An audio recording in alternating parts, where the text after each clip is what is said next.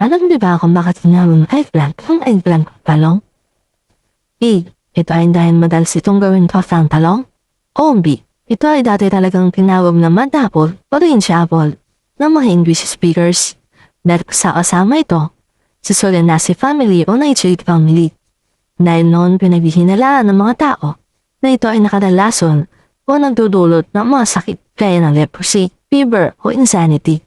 Sa mga panahon na ito, hindi pa talaga kilala ang mga talong na nakikita natin sa mga market yan. Gaya ng dark, purple at naimiti na itsura na talong. Bagkos mas kalat sa mga English countries ang mga egg-shaped na mga talong. Ang mga talong na ito ay may itsura na parang itlog na may puti o yellow pale na kulay.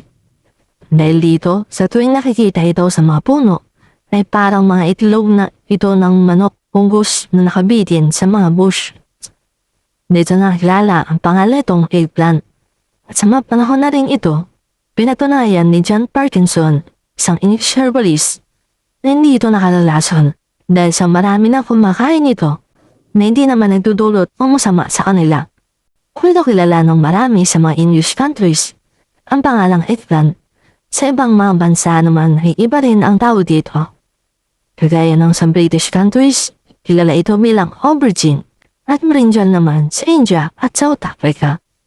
Sa daming pinagdaanan ng eggplant bago tawaging eggplant, pero nananatili ito bilang isang kilalang cuisine ingredient sa buong mundo at sa sustansya nito. If you want more of this video or just wanted to add knowledge, just follow me.